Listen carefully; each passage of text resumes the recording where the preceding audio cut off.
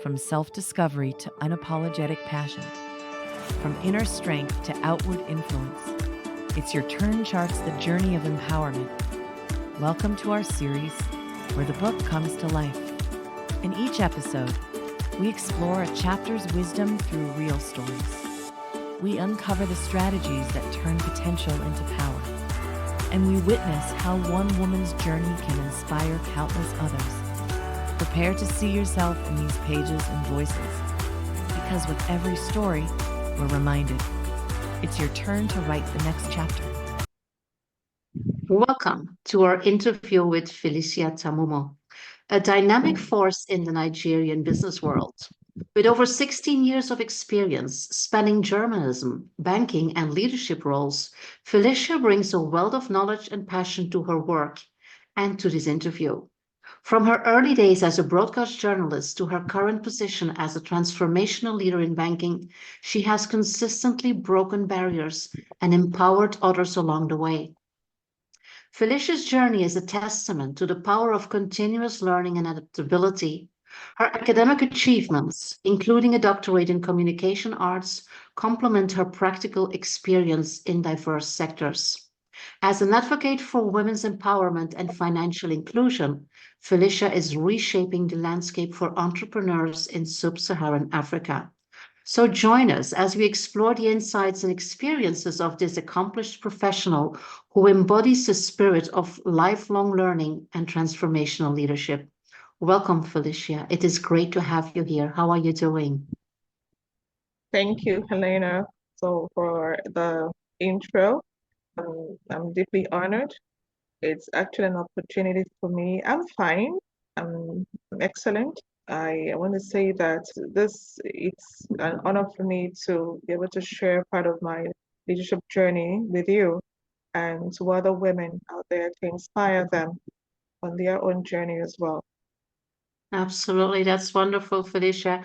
I know from my coaching work with women how important it is to have role models, to be able to connect with women leaders in all areas of their lives and in all areas in all different industries all over the world that share their experiences, their vision, their aspirations, and also their struggles. So we are inspired, encouraged, sponsored in order to achieve our own ambitions and aspirations.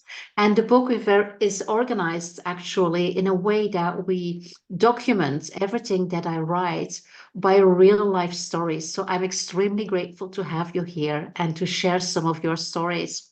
And the first part of the book is called Reframing Your Inner Narrative.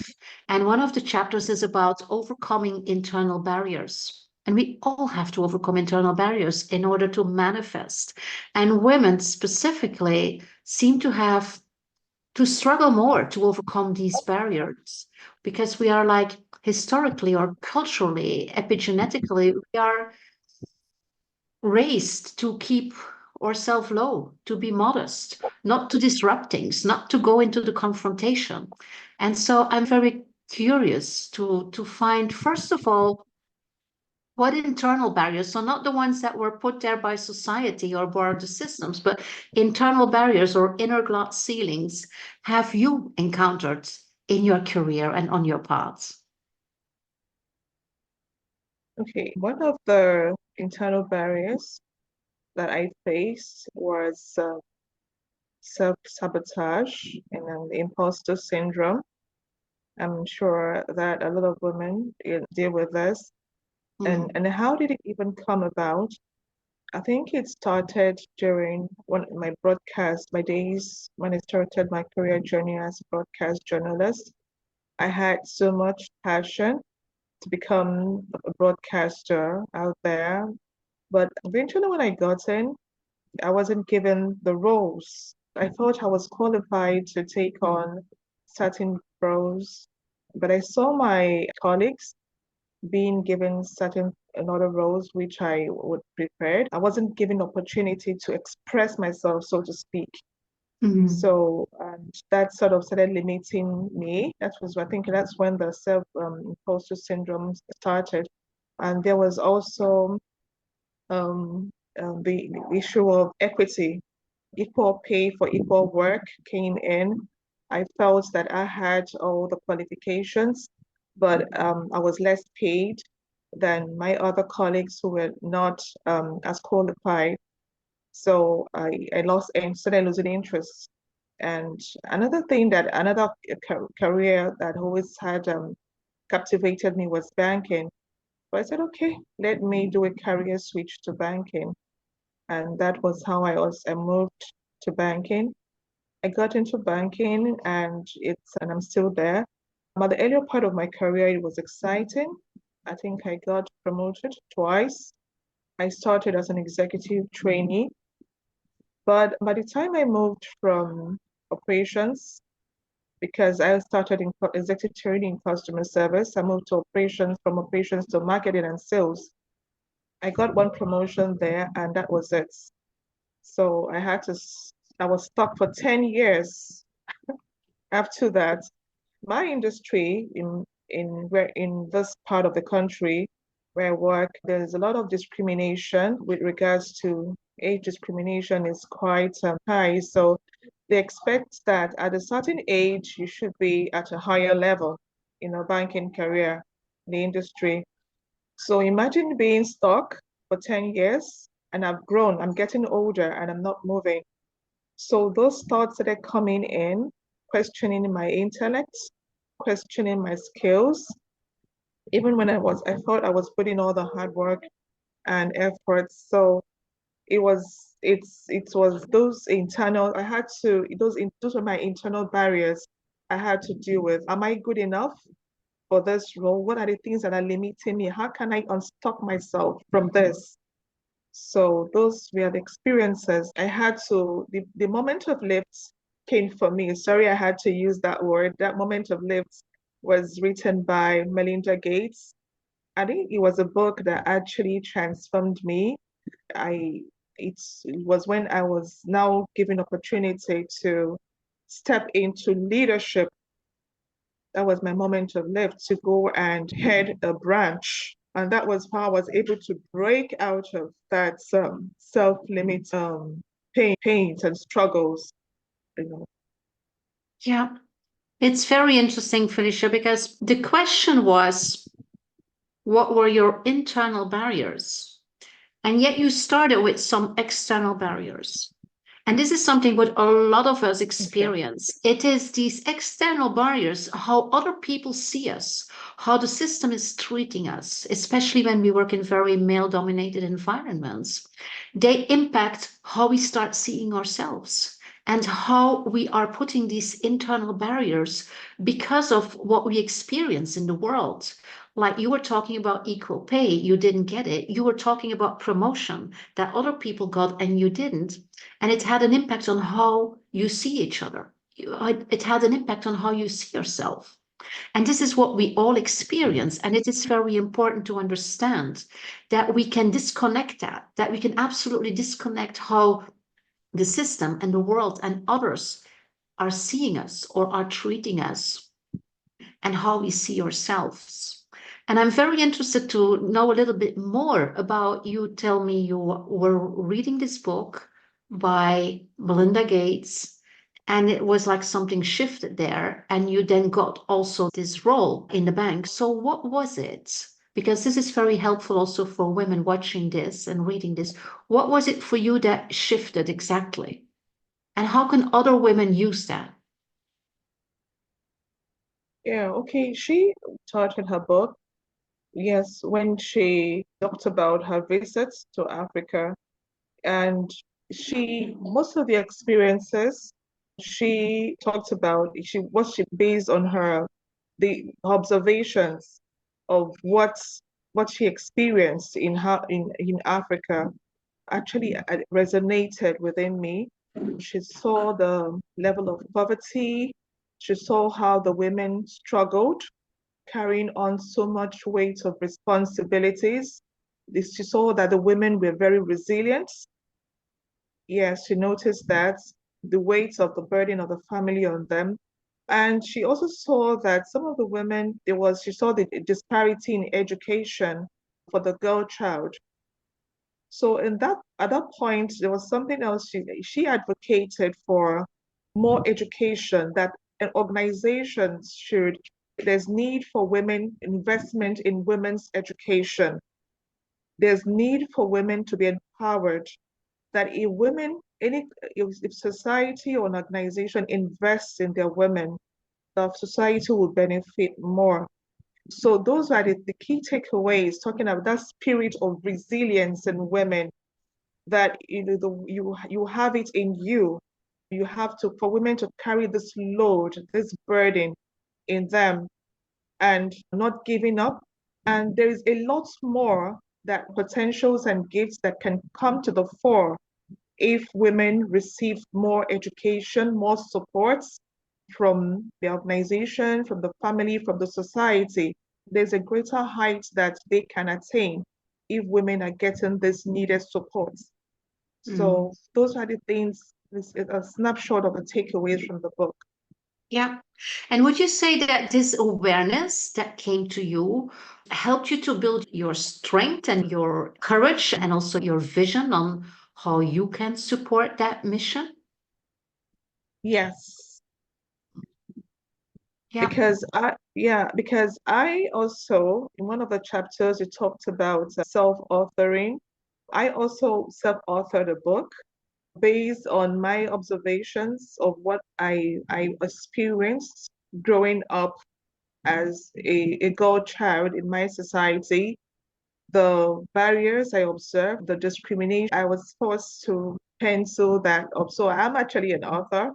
I know I didn't tell you earlier. So I tried to capture those experiences. So I felt there was a lot of discrimination against the girl child and women, and that women have a lot of potential. They have a lot to give if given the opportunity, the exposure, given leadership, opportunity to lead, to express themselves. That limiting behavior, belief there, I think fear.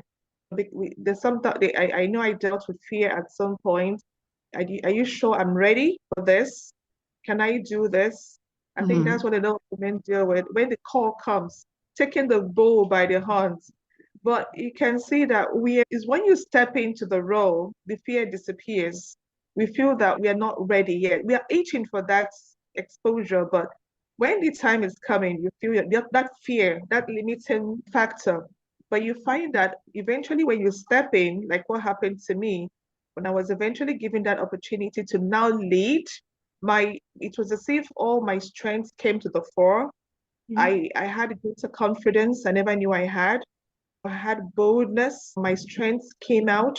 I started seeing my leadership skills, things, gifts and talents I never knew I had. They all came to the fore by just that opportunity to lead. That's So, and that's amazing. what we all pray for. Yes, just that Yeah. opportunity. Yes. Yeah. That so resonates to me. And that's also what I want to achieve with the book, that women start to think because of what they read, because of what they hear in these interviews, and also because of what they experience, if they start to reflect.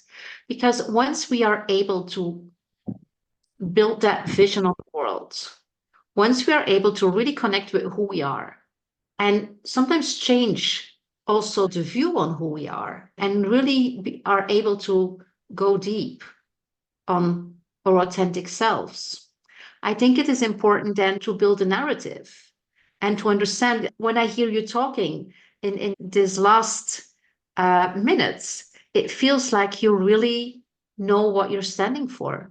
You really know what is important. You have a vision on the world around you, on what is happening on your continent, basically, and I would say in the world. And based on that vision and the idea to change something, you build that inner power, you build that inner strength, and you access your gifts and your strengths and your talents in order to manifest something. That's absolutely amazing. And I see that a lot of women are not doing that yet because, like you say, they have this imposter syndrome, or because they're perfectionists and they're waiting until their ideas and their vision and their words are perfect. And I don't know what you think about that, but for me, it's about communicating this, finding communities with like-minded women and talk about this. And in the conversations, basically, you are practicing and you are maybe even perfecting your narrative. And once you have that, once what you know really what you are standing for, then you just find your inner resources and you also find your allies in order to do that. How does that resonate? Do I make sense, Felicia? Yes, you are. I don't know if you're asking me a question or a comment. This last part, sorry. I would like to see how this conviction, how this belief has ended in or has led you to take up that role in the bank with confidence and strength. Can you tell us a little bit more about that? How the leadership strength came was when the first branch I was asked to go and head was actually a loss-making branch for years, a perennial loss-making branch where previous managers had been asked to resign due to non-performance. So it's by rights, I shouldn't be sent for me that is a new manager trying to test my strength, prove myself. I should at least, one would expect that, okay, send her to a place that is easy. But I was sent to a difficult branch, but I took it in good faith. I said, okay, fine, let's work. So when I got there, I told my team, I can see what we're dealing with here, but I believe that we can actually transform this place. And we actually did. We put in the work for my team. And when I was leaving there, we had left that branch. We took the branch from loss making to profit making. That was a test of my strength, taking the bull by the horn, not giving in to fear, because I said, okay, this is my first experience as a manager. I need to succeed. So I was able to put certain things in place which ensure that even up till now, the branch is still profitable based on the foundations I laid when I got there.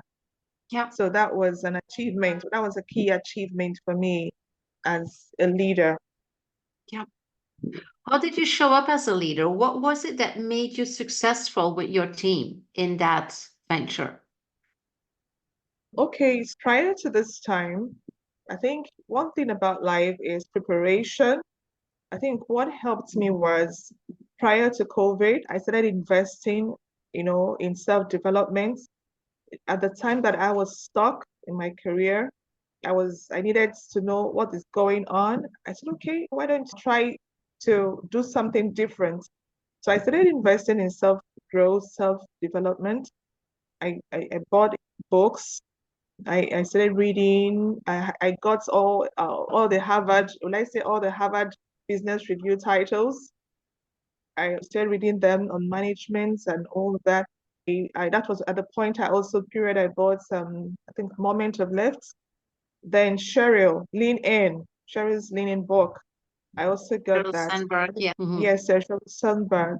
I got her book, all the leadership book, Ken Blanchard, Brian Tracy, John Maxwell. Whoa. I invested a lot in them, building me. So preparing myself for leadership. Then, so when I got there, I knew that I already had been trained that if you needed to succeed, because where I was coming from, I was actually a profit center manager, just that I wasn't the head of the branch prior, but I was the relief to the branch manager there. So now I already knew I was already the team lead. So I already had skills in leadership. So now I'm on my own. So it's time I had to, based on all the things I've learned and experiences as a team lead, I brought everything to the fore to bear, and I was able to motivate. I believe that one of the things is if you want to get the best out of your team, you need to share the vision. That's the first thing. Share the vision and the mission. This is what we want to achieve. Give them a timeline. You need to make them know that, yes, this vision is achievable, is realizable. We can do this if we do A, B, C. We can achieve this vision. and trained. I also did mentorship of my team members. I was able to identify some of their skills. I had one on I did general meetings and also had one-on-one interactions with them to identify the weaknesses and their strengths, to see how we can all contribute together to achieve our goal, which was transformation of the branch.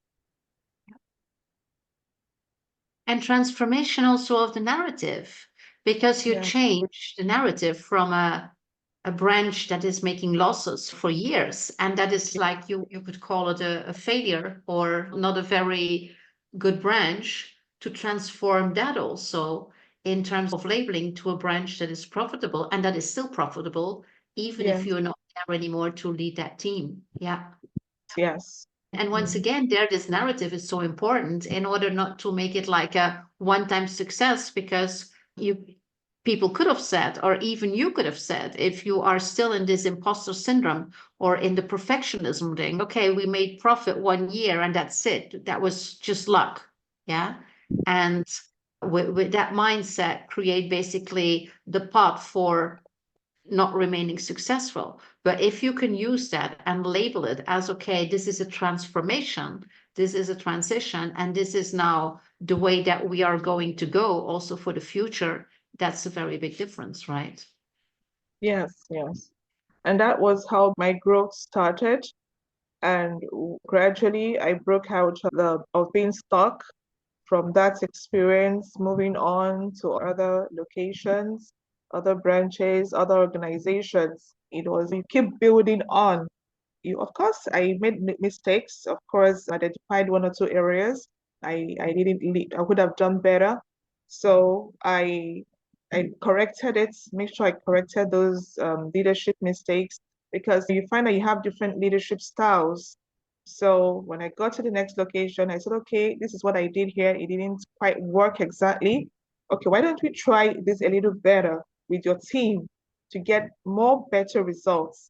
That was how I kept refining my leadership skills to get more results that I wanted to see. And that's also improved my successes and my gains. And I made sure that I found that the best team, you need to have self-motivating teams. You should make the environment very cordial. Your Yeah. teams cannot function effectively if the environment or culture is toxic. You can't get the best out of your team. So you need to ensure that you're giving them all the necessary support, mentorship, coaching, and direction that they need to you to meet your goals. Yeah, absolutely. Now, if you look at what you have been doing in corporate life in the bank, this is what I also see a lot of women doing, sometimes struggling, but achieving. There are a powerful women leader in their organization, and they are working with their teams towards successes. And then what is interesting, and this is also something that I deal with in the book, is how you take this corporate success or this corporate leadership and also use it to create something beyond the work environment, in terms of how do you show leadership as a person, as an individual, looking to impact the world, looking to create a better world for a lot more people and different people than you encounter in your organization. So what is your experience or your... Before now, I told you, I've always been a women's advocate. So I was using my social media to send a motivational post on women. It's actually something that started when I was in the university. My first degree was in English. So I was introduced to female writing in my first year in the university. And that was when the love for women came on. And from reading feminist writings, I think I got exposed to some of the struggles that women face, based the ones I could see and what was happening outside my world. beyond, you have English female writers. So I got the that exposure. So there was something burning inside of me, and I felt, no, this cannot go on. So I felt very sad and happy with the things that were happening, the challenges women face, discriminations, women's health struggles, a lot. And I grew up with that I need to change this. I have a voice. So and I carried it on for years to the extent that my friends, people started calling me a feminist. And they say, oh, I told my friend, I said, I think it's in my DNA to be a voice for women. If I don't think I would be fulfilled if I'm not speaking up for women who are oppressed in the workplaces. I just shared my experience. I was also a victim. What equal pay for equal work, discrimination, age to grade discrimination, and all of that. Then there are other experiences I saw women had. You talk of women's health issues. I also struggled with my health as well for several years working. So women were going because of our biology. So I'm able to identify with a lot of the things that women go through because I think that maybe the Lord wanted me to have those struggles, those challenges, so that when I meet broken women, I know I can tell them how I came out of the things I dealt with. Yes, but the time would not permit me to talk about other challenges, adversities I've had to suffer on challenges, but through resilience, I had to block out negative self-talk.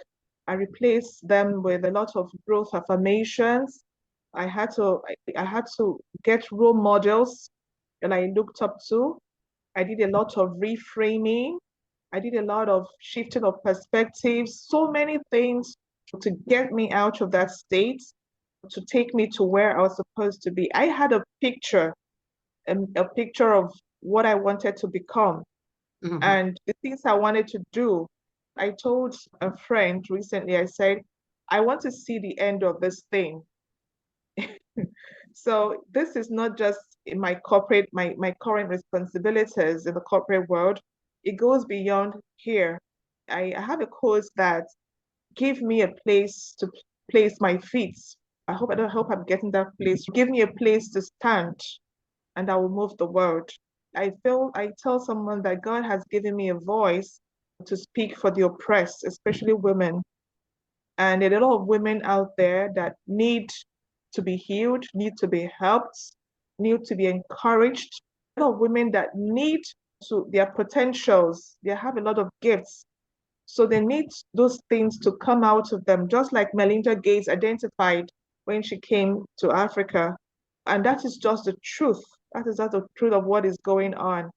So I said, I need to make an impact. I said, my life will be unfulfilled if I'm not able to impact women beyond my current responsibilities in the corporate world.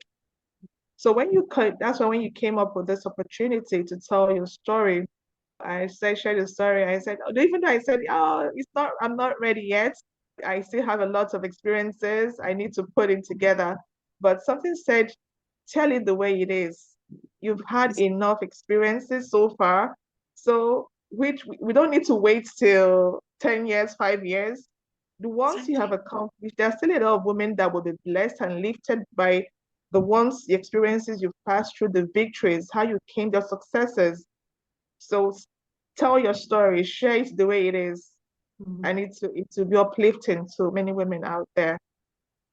Absolutely, Felicia. And I love that you say that you felt that you were not ready and you did it anyway. Because we always feel like we're not ready. We always feel like it's not complete. And the thing is, it's never complete because it's a never-ending story. We are evolving all the time. When you look at who we want to become, also that is not like final because we change, and in changing, we are looking at different opportunities and possibilities to become. So it is so important to share these stories, and your story is so resonating with me, and so much also what I want to achieve with the book and with the work that I do around that, and also looking at the work that you do around that by just sharing this story. It is not about being perfect. It's not about being complete. It is about being brilliant and imperfect at the same time. And this is a quote that I learned from Claire Zamet, who is a woman empowerment coach who has done a lot of research and has a lot of expertise. And she says, and this is something that I embraced, if we can be brilliant and imperfect at the same time, and just do it. And even if we're afraid, be afraid, feel that fear, and do it anyway. Speak up, speak your truth, and speak a truth with a positive intention, with the intention to create a better world for people. Then nobody will blame you for that. On the contrary, you will basically raise the vibration. You will connect with people because they feel that your intentions are positive and that you are working for good. I'm absolutely thrilled and honored that you share this story here. And I know that we will hear a lot more from you and that you might probably write another book and be a mentor for many people beyond corporate, beyond your professional activities, because we are not only professionals or we are not only entrepreneurs. We are women that can make an impact in so many different ways and in so many different areas of our lives. So that's also what you say. We shouldn't limit it to our professional or our corporate or entrepreneurial part of our life. We can do it in so many other ways as a mother, as a partner, as a mentor or a coach, as a role model in our communities. There's so many opportunities. Absolutely. Yeah. One last word for the people that are watching this. What would be like your strongest, most important advice for women that are reading the book, that are watching this conversation, so that they are ready to manifest more? What's your best advice? Okay, one, I would say to older women who are successful and are already on the corporate ladder, give the women, younger women, opportunity to climb.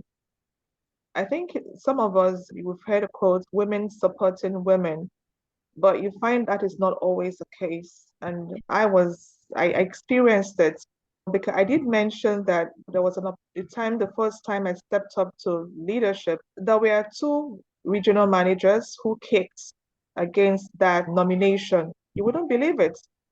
And you should say, wow, are these not women that should be supporting my growth? But unfortunately, it was a man who gave me that opportunity to rise, who gave me my moment of lift. I got my moment of lift from a man. And ironically, so I would say, yes, though I was recommended by my line supervisor, who was a woman, but there were two other older regional heads who said, no, I don't think she has it in her. I don't think she can do it. And that is why I think that is what keeps a lot of other women limited and stuck. Because sometimes you never know what somebody has in them. Someone may not be, they may not have 100%, but they may have something. Let's give them opportunity. Let's let them prove themselves. And that was what he did for me. And my life story today would not be complete if I never mentioned my divisional head, Mr. Ibisi Kere. Because if he hadn't given me the opportunity, maybe I wouldn't be here today. Who knows? Maybe nobody else would have given it to me. Women, please support younger women coming up behind you. Let's not pull them down. Let's not demoralize them. Let's give them that chance which they need. Then my second advice to women is invest in there's this quote that nobody's coming to save you, so to speak. So it's indirectly, I think it's saying that you need to take your destiny in your hands. As part of your transformation, you as a woman, you have a role to play. Yes, we need that push. We need that someone to open the door. We need a sponsor out there, but you yourself, you have to be ready. Okay, if the door eventually opens, are you ready to walk through that door? So what helped me was continuous learning. because I've always had a dream that I have my own personal path, what I want to accomplish. I may not be able to say them here, it's between me and God, but I gave myself a timeline that within this period, this is where I want to be in life, in my career journey. And I said, what do I need to do to get there? What skills do I need to get? What connections in life do I need to acquire? People, because you need people connections, someone to recommend you, someone to also give you opportunity. Now that I said, okay, I need a platform, a voice to speak for women. Someone said, okay, here, Felicia, would you like to work with me on this? So will you be ready? So you've read my page, you've seen the relentless efforts, continuous leading, acquiring knowledge, skills in human resource management, getting certified, getting myself equipped, getting myself prepared so that when it's time, I can pass through that door. When the door opens, I can walk through confidently. And that's my advice to women. Invest in your self-growth and development. Continuous learning. Don't wait. Any money, finances, it has really cost me a lot in terms of financial resources, gathering. And again, too, I benefited a lot from affiliating myself with professional associations and bodies. For instance, in Nigeria, we have this Women in Successful Careers, WISCA. I identified with them. Their annual conferences I attend every year. I register and attend to listen to successful women. Then there's Women in Business Management and Public Service, very notable in Nigeria. Then abroad, there is the Women Leadership Institute. So I deliberately go out there online to search for women conferences, to register, to listen to women share their stories, for networking, for connections. But the more you network with fellow women like you, it builds your confidence. You're being trained. So these are things we can do for ourselves. You don't need to wait for someone to push you.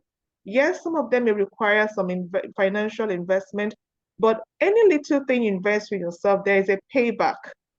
Even the universe, God says it. You can't reap if you don't sow. So you need to sow to reap. You need to sow in yourself to reap that harvest. And those are the things that have strengthened my confidence, made me who I am. The key, I can't mention that because of time, I may not be able to mention all the accomplishments in my successes I've gained, but these are the things that built me up. Then lastly, role models. I intentionally picked role models in people that I look up to. I put their images, I downloaded inspirational quotes to block out negative self-talk. You will never catch me talking negatively about myself. So I use those inspirational quotes from notable people out there from different walks of life. In entertainment, you have Oprah Winfrey. She's one of my inspirations, my moral models. I've mentioned over and over again Melinda Gates. I don't know, I love her so much. And her book the title is always resonates within me, Moments of Lift. Then you talk about Gal Gadot in entertainment, Wonder Woman. The movie, I watch it over and over again because I call myself a Wonder Woman. I believe I'm a wonder to my world. Many role models, I deliberately picked them. Jennifer Hudson in entertainment, she suffered adversity, lost her family members were brutally murdered.